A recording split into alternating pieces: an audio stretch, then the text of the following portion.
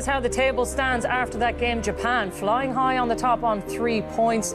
Colombia yet to get off the blocks. That other game between Poland and Senegal coming up at 4 o'clock.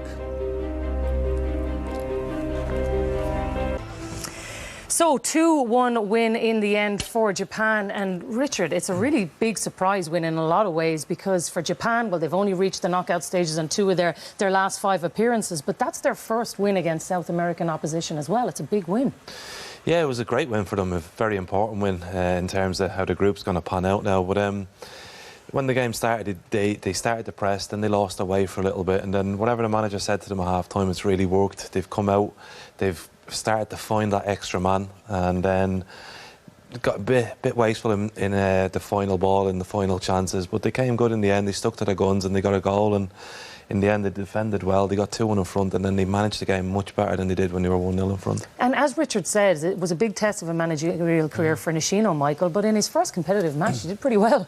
Yeah, he did do well. You know, when they went in at half-time, they would have felt slightly deflated by to lose the goal, and the nature of the goal, having had obviously the lead and had the extra man. But they played much better in the second half. There was much more control of the game. Basically played for the entire second half of the game in the Colombian half as well. And they deserved to win in the end. They created enough opportunities to win the game from open play. It was a set piece where they won the game from, but I don't think you can begrudge them the 3 points. Is it a case, Eamon, that we're more pleased with Japan or more disappointed by Colombia? Well, it's both in a way. I mean, I certainly think it was an admirable, hard-working performance by Japan, and I agree with Richard and Michael that the dressing room at half-time gave the coach a chance to say, look, we've got an extra man, here's how you use the extra man. You pass the ball and make them chase, and sooner or later a space will open up. And they did that very well, and they also began to press again. So they wanted to win, and in the second part of the first half they kind of eased off. So good half-time for them. They did what they were asked to do. And for Colombia, really, Falcao was isolated up front for almost all of the game, on his own, and not good quality stuff played up to him. So they were convincing winners, and I don't think they were ever threatened after they scored the second goal. And the second goal from a set piece is yet another set piece in this tournament, you know, and it wasn't defended well. So I think for Japan, they'll be extremely happy tonight, and Colombia now it's a very big ask. Yeah, they've got a lot of soul-searching to do. Well, Michael, let's take a look at that goal and another set piece, as Eamon says. Yeah, it came from corner that was blocked, actually. It was a great block, but Honda takes it left-footed. It's Osaka that heads it. We see here, Ospina gets himself in a really poor position, gives himself no chance to save it, albeit it goes right in off the post, but he's in no man's land. But Osaka's 5'11". He's jumping in there amongst 4 Colombian players. It's really poorly defended. You know, they'll be really disappointed how they've lost that goal against a Japanese team that wouldn't be renowned from scoring from set pieces either. So, it'll be disappointing. They'll be disappointed actually in their setup. The goalkeeper will be disappointed in his role in it as well, I think, and it's a poor goal to lose.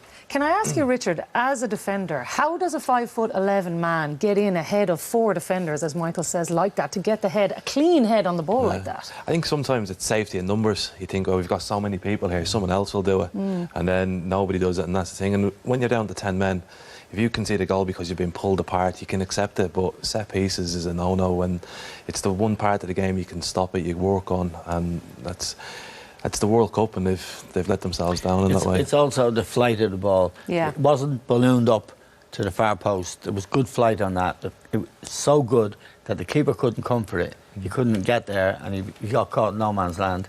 And it didn't matter, 5'11" against 6'6", if it's coming at the right height, and you're getting the run. He was getting the run on them as well.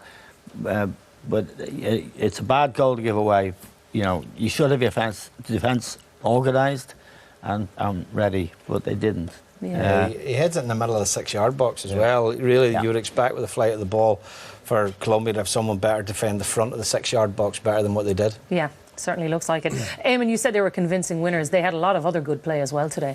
They did, yeah. In the second half, they did really well, and they got in a couple of times. Osaka here gets in and you know, he might do better, but it's a good save. But that was a real chance, you know.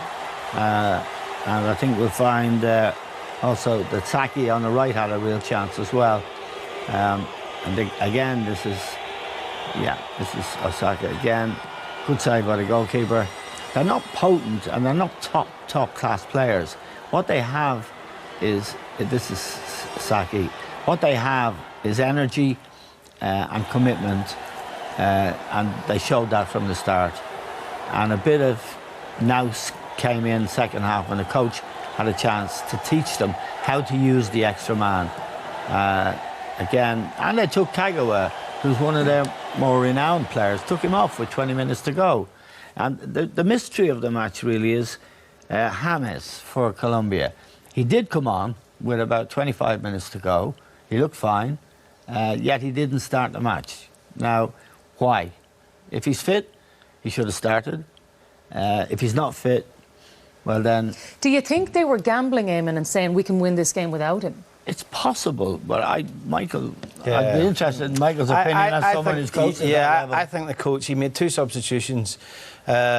He brought Baka on and then he brought James on, and I think he thought they needed a lift. They hadn't really got out of their half, Colombia. They have no threat with Falcao because he's never going to run away from you. He needs support, he needs people to link with him and try and get them up the pitch, and I just think Peckerman made that decision.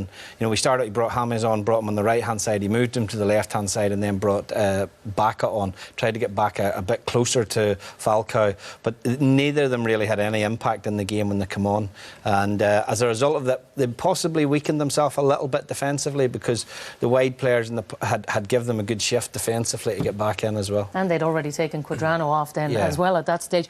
Richard, you're going to take a look at some of the good play that they did have today, though. Yeah, there wasn't much in the second half. They were pinned back for a long period, but after they went 2-1 down, they sort of stepped it up a little bit. And this is Rodriguez. This is why it's a shock that he's not playing. He gets into really good positions, and Lerma with a great back heel and a good opportunity, but again a great block. I think it was by Osaka who just scored the goal. This is the thing, even set piece have been so high, and you've got James Rodriguez who's delivering balls in like that, and then the ball comes out wide again. I think it's Mojica, the left back, who crosses it.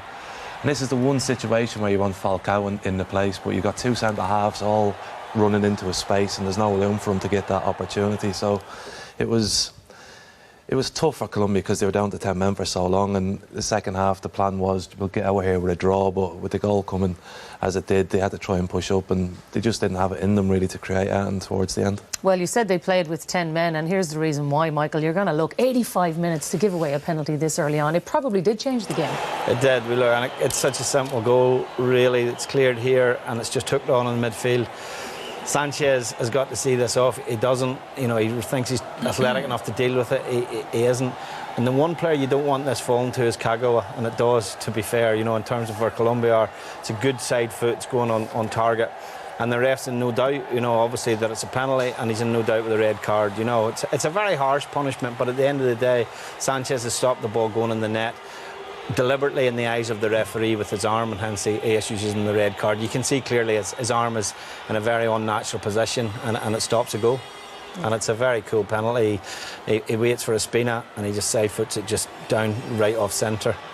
And perfect start for Japan, to be honest. It really is, Eamon, because in the context of the group, as you said as well, a win like this for Colombia, they've never gotten out of the group when they've lost their opening match. So it's a huge setback and a big bounce for Japan. Yeah, and we'll see the other 2 teams in the group, Senegal and Poland, but it also has implications for the England-Belgium group.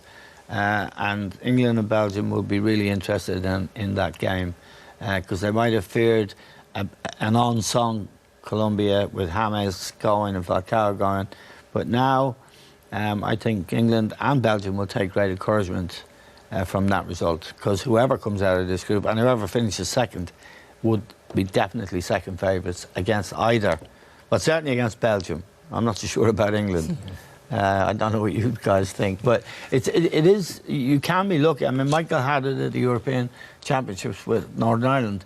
They actually came out and they got Germany. You can get a good half of the draw, like in anything, any sport, tennis.